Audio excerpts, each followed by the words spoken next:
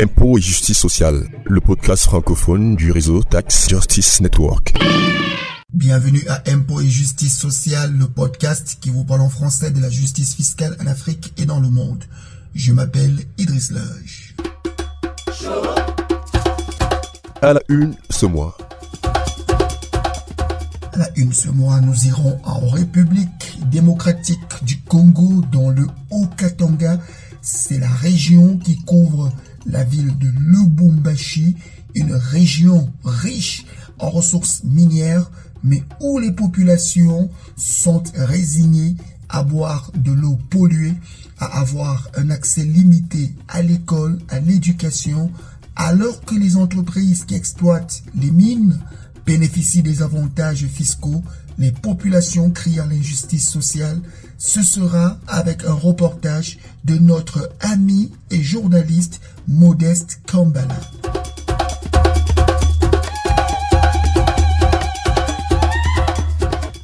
Toujours dans ce podcast, nous allons discuter avec Jean Bala, le directeur exécutif du CRADEC, sur le récent rapport du Corporate Tax Haven Index publié par Tax Justice Network. Nous aurons avec lui un regard africain de ce document qui est aujourd'hui devenu une référence. Je rappelle que vous pouvez écouter ce podcast sur notre page de podcast impotsocial.libsyn.com, Libsyn avec S-Y-N à la fin. Vous pouvez aussi aller sur la page de podcast de Tax Justice Network de taxcast.net et vous allez aller sur l'onglet en français. Vous pouvez aussi nous écouter sur notre page de YouTube www.impôts et justice sociale. Et pour ceux qui veulent interagir avec nous, notre page Twitter #impôts-social et notre page Facebook Impôts et justice sociale. Et vous pouvez m'écrire à l'adresse impôts avec s-8 social@outlook.fr. Voilà pour la une. À tout de suite pour les détails.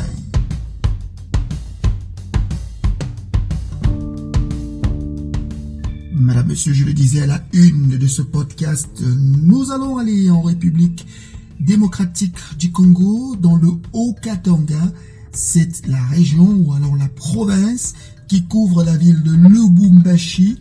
Nous avons appris que l'État a accordé de nombreuses incitations fiscales à des entreprises qui exploitent les ressources minières. Parmi elles, on retrouve forcément des filiales de multinationales qui exploitent la ressource de ce pays, et les populations, elles, se retrouvent avec un passif environnemental et avec un accès limité aux biens et services sociaux. L'eau est polluée, les enfants ne peuvent pas aller à l'école. Notre confrère et ami Modeste Kambala, il est le fondateur du média Les Mérites d'Afrique.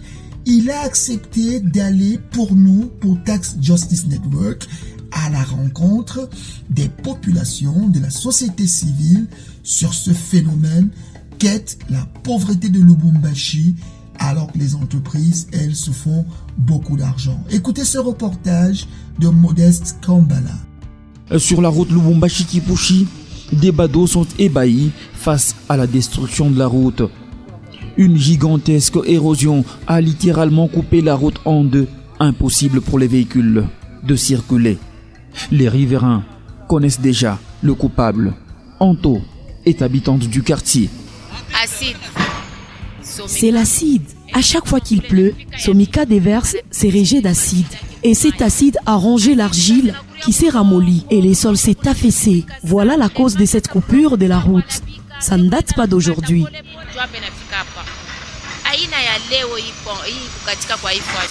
Au quartier Triangle, ou Antanchi et Mongochi, ou encore Kisanga dans la commune annexe, située dans la partie sud-est de la ville de Lubumbashi, la vie est très compliquée.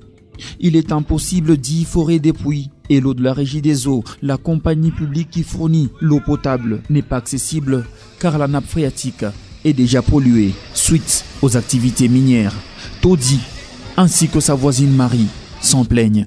C'est difficile dû à mai, L'eau est déjà polluée. C'est difficile pour nous approvisionner suite à l'acide déversé par Somika. C'est ça notre grand problème.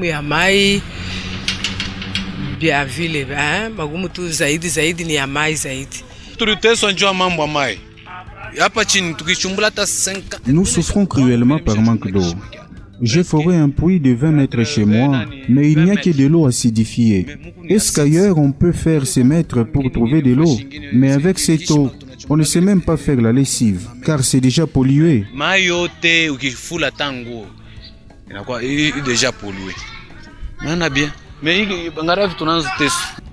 La ville de Lubumbashi, avec ses 5 millions d'habitants, est à la merci de la pollution due aux activités minières. Baptisée capitale cuprifère suite au gisement de cuivre, la deuxième ville de la République démocratique du Congo, la ville de 3 de ces 7 communes est rythmée au gré des miniers. Florent Moucha de la société civile. Il faut reconnaître que dès l'existence du code minier de 2002, plusieurs allègements fiscaux ont été accordés au secteur de mine. Et en particulier, ils ne sont pas soumis aux droits communs, aux responsabilités fiscales que des communs des mortels. Et de ce fait, oui, ils ont été exonérés sur beaucoup de plans. Et pourtant, depuis l'année 2002, le code minier a accordé beaucoup d'allègements fiscaux aux miniers. Florent Moucha de la société civile évoque quelques-uns. En 2018, on a essayé par les nouvelles dispositions émises en 2018, on a essayé de revoir un bon nombre de dispositions qui étaient à l'époque avantageuses pour le secteur de mine, qui ont été revues quasiment à la hausse, et qui fait que pratiquement aujourd'hui, on peut se dire que le secteur minier a une fiscalité presque comparable à celle de tout opérateur économique quelconque. Alors, dans ces allégements qu'il y a eu, face à ce manque à gagner et ce qui était considéré comme mauvaise foi des entreprises, la République démocratique du Congo a révisé son code minier qui a rendu contraignante la responsabilité des entreprises. Le code minier a innové avec la notion de la redevance minière, le cahier de charges et le 0,3% pour le développement des communautés. Jeff Mbia. Ce qui bloque, c'est le gouvernement qui a pris beaucoup de temps pour signer les actes d'accompagnement de la gestion, redevance minière, gestion 0,3% et aussi des cahiers de charges. Des innovations qui ne semblent pas rencontrer l'assentiment des miniers, à l'image du cahier des charges qui n'est toujours pas signé par les entreprises minières. Rares sont celles qui ont signé, s'indigne Maître Timothée Mbouya.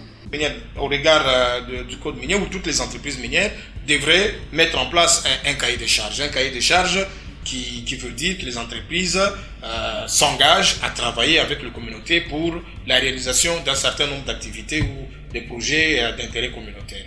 Vous serez peut-être surpris d'apprendre que sur ces plans-là, il y a très peu d'entreprises dans la province, dans les deux provinces, donc le Haut-Katanga ainsi que le Lualaba, il y a très peu d'entreprises qui se sont conformées à cette exigence pourtant légale et qui ne demandaient pratiquement presque rien. 3 ans après l'entrée en vigueur du nouveau texte, l'impact de cet apport reste trop faible. Florent Moucha n'épargne pas la responsabilité de l'État congolais. Mais il faut qu'il y ait une impulsion quelque part. Cette impulsion peut-être de l'État, peut-être de la province, peut-être de l'entité territoriale décentralisée, parce que le souci majeur, c'est que lorsqu'une entreprise est établie sur une entité territoriale donnée, qu'il y ait davantage, qu'il y ait des jeunes de ces milieux puissent accéder à l'emploi, qu'il y ait davantage les entreprises évoluant dans ces milieux puissent obtenir. C'est une opportunité de marché pour eux. Mais à ces jours, les entreprises minières de Lubumbashi ne sont pas dans la logique de s'assurer du développement des communautés dont les activités mettent en mal la survie. La majorité de ces communautés impactées ont un accès insuffisant aux services sociaux de base. Étant donné que la politique de prise en charge de la population en termes du social n'est toujours pas la meilleure, le vœu exprimé est de voir l'État jouer son rôle régulateur afin que la population bénéficie de son hospitalité aux entreprises minières.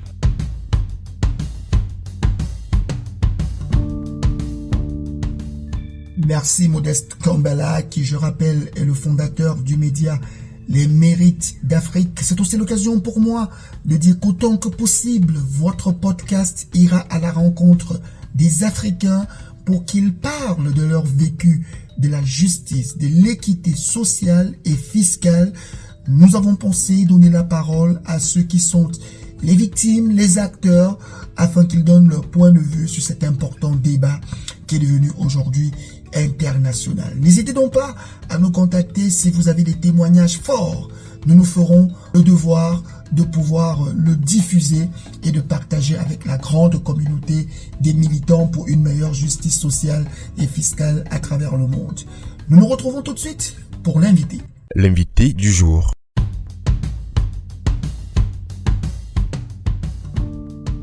Madame, Monsieur, comme vous le savez, Tax Justice Network a publié récemment son Corporate Tax Haven Index, l'indice qui mesure les paradis fiscaux pour les multinationales. Et évidemment, on retrouve dans cet indice, on retrouve encore des pays africains, mais surtout des pays qui se disent les partenaires au développement commercial avec l'Afrique.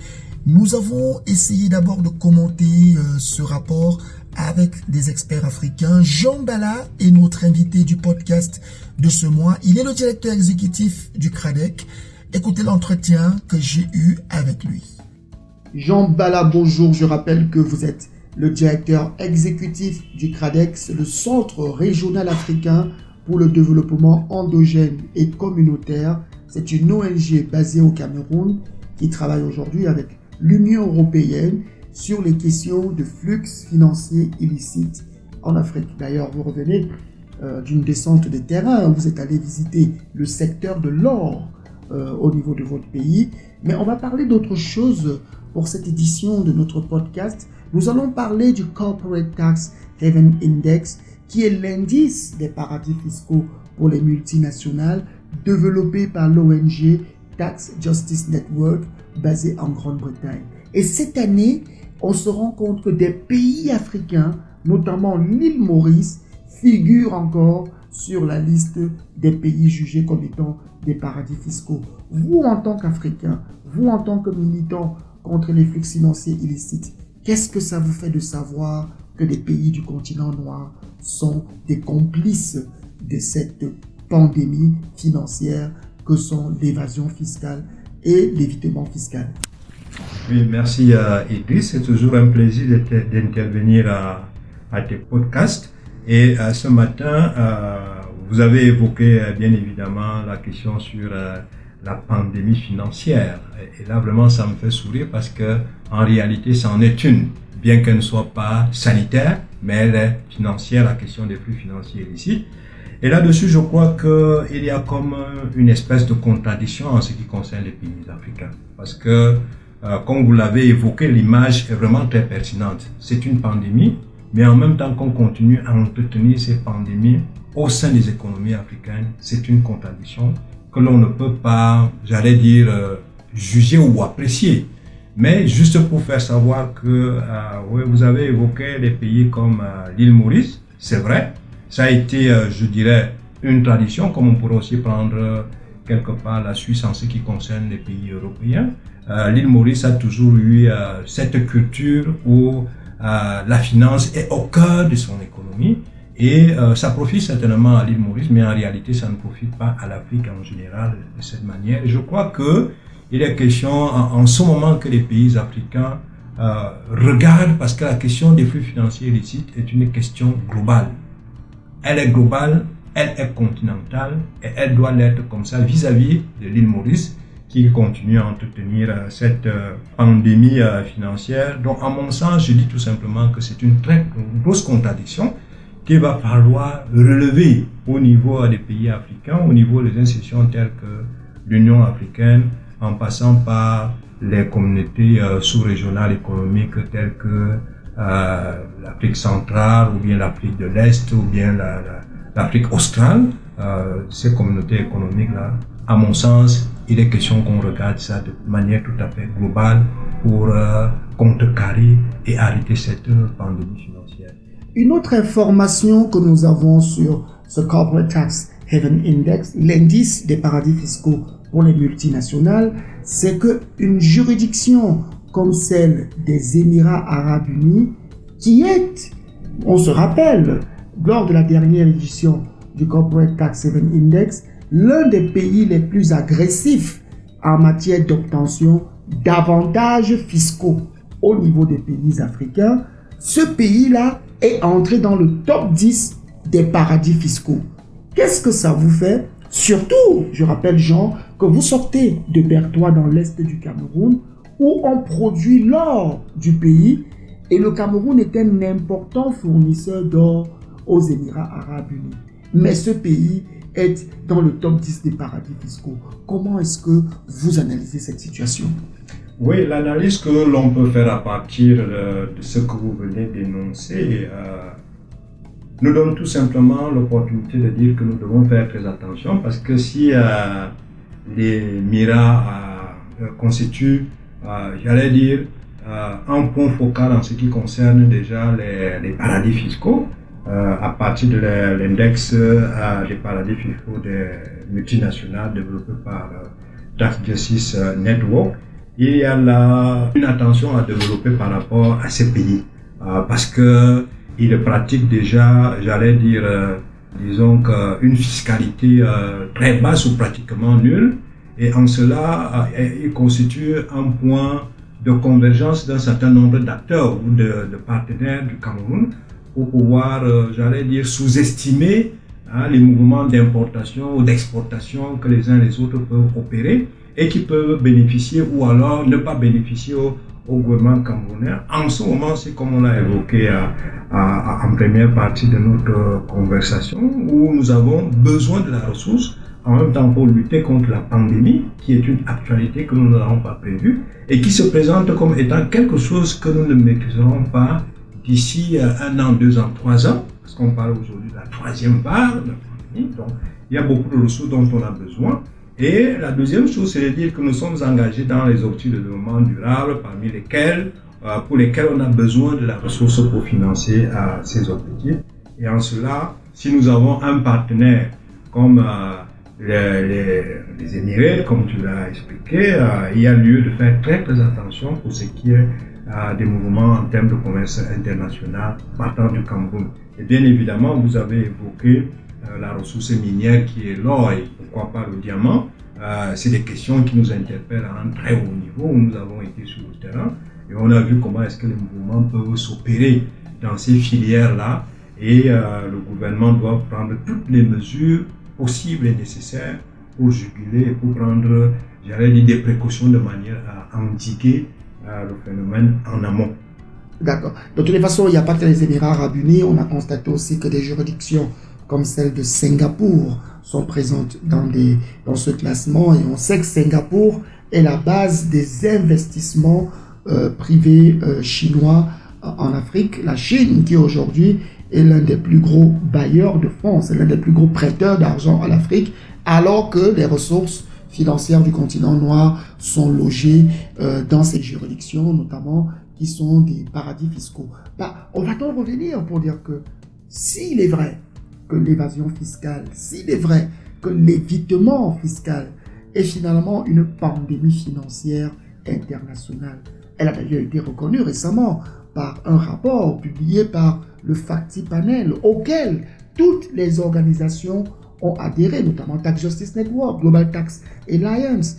Est-ce qu'aujourd'hui, il est possible de parvenir à un consensus international sur la manière de lutter contre les paradis fiscaux? Oui, vous venez d'évoquer le parti qui est le panel des Nations Unies sur les flux financiers illicites et à la suite du combat que les organisations non gouvernementales au niveau international ont développé sur un ensemble de choses.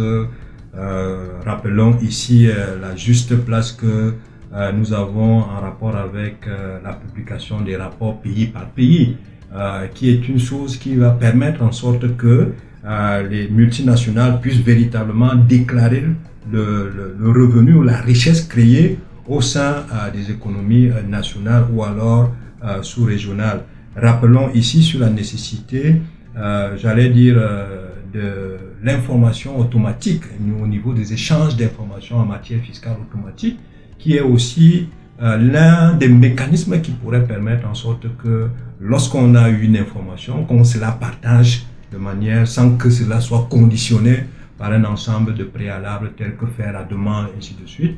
Donc je pense qu'on peut arriver et on va arriver à un consensus au niveau international où cette question doit être abordée comme on le dit de manière universelle, c'est-à-dire que chacun de nous pouvant émettre sa voix et que sa voix puisse être comptée dans le concert international. Donc à mon sens, je crois qu'il y a des pas qui le démontrent déjà, comme vous l'avez évoqué avec le panel de haut niveau des Nations Unies, et qui a publié ce rapport, qui a véritablement embrassé, je dirais, à partir des conclusions, que ce soit du rapport Mbeki ou que ce soit sur la 3e conférence internationale sur le financement du développement à Addis Abeba en 2015. Je crois que c'est des éléments réunis et mis ensemble qui démontrent à quel point c'est des préoccupations qui intéressent aujourd'hui le monde global et qu'il y a une nécessité d'avoir une solution globale et que cette solution globale est déjà mise en route pour, je dirais, le financement du développement à long terme et pourquoi pas adresser des questions aujourd'hui que nous avons sur la table, par exemple la pandémie Covid-19. En tout cas, si je prends le cas de la Côte d'Ivoire ou le Cameroun, ces pays-là, selon l'état de la justice fiscale dans le monde, publié par Tax Justice Network en novembre 2020, en tout cas en fin 2020, il est apparu clairement que l'évitement fiscal et l'évasion fiscale coûtent 52% et 56% des budgets de la santé publique de ces pays-là. Et quand on revient à la solution du reporting pays par pays, ça reste un vœu qui est très défendu par des grandes ONG, mais qui reste bloqué par la volonté des pays comme les États-Unis, qui jusqu'aujourd'hui tardent encore à ouvrir l'accès à l'information et qui, naturellement, les États-Unis sont l'un des plus grands paradis fiscaux selon le Corporate Tax Haven Index. Alors, compte tenu de cette complexité, vous, Jean Bala, qui travaillez avec les dirigeants africains, quel est le conseil que vous leur donnez au regard de ce nouveau rapport qui nous rappelle que nos partenaires sont aussi des truands qui prennent de la ressource qui aurait servi au financement du développement? Oui, les conseils que nous pouvons développer, je pourrais les situer à 2 niveaux. Le premier niveau est tout le monde doit mettre la main à la pâte.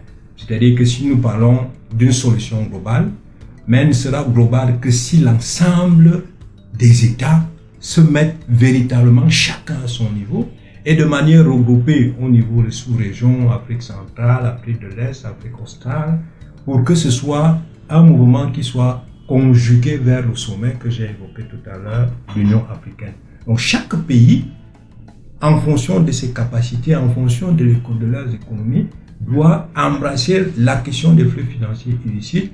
Un rapport, comme je l'ai évoqué, le rapport Mbeki qui avait été adopté en 2015 par les chefs d'État et de gouvernements africains et que chacun mette ces recommandations-là en place au niveau des pays et au niveau des sous-régions. La deuxième chose que je voudrais dire, nous avons évoqué les États, mais il faut aussi dire que nous devons évoquer les acteurs des populations que nous sommes. Chacun de nous est un acteur et comme j'aime bien le dire, nous sommes des actionnaires en ce qui concerne nos États parce que nous sommes des contribuables. Chacun de nous paye quelque chose pour le financement des objectifs de développement.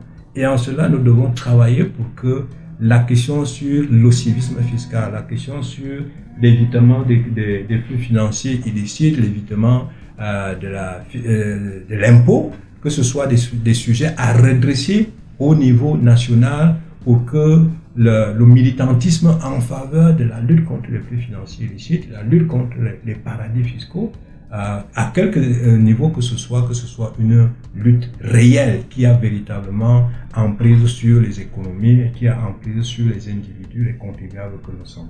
C'est à ce niveau que je peux donner les 2 conseils à nos États et à nous en tant que citoyens contribuables. Des conseils aux États, des conseils aux populations. Tax Justice Network a développé des outils qui peuvent être utilisés aussi bien par la société civile. Le Corporate Tax Haven Index en est un.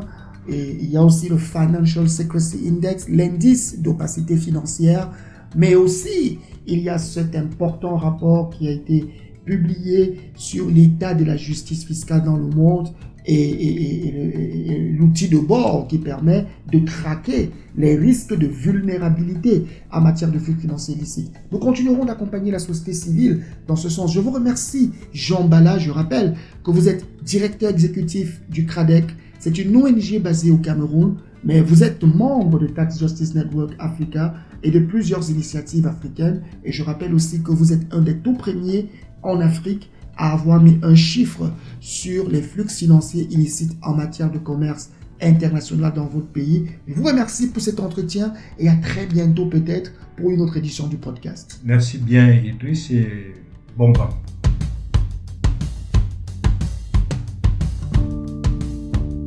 C'est la fin de cet entretien avec Jean Bala. Je rappelle que nous allons revenir sur le Corporate Tax Haven Index.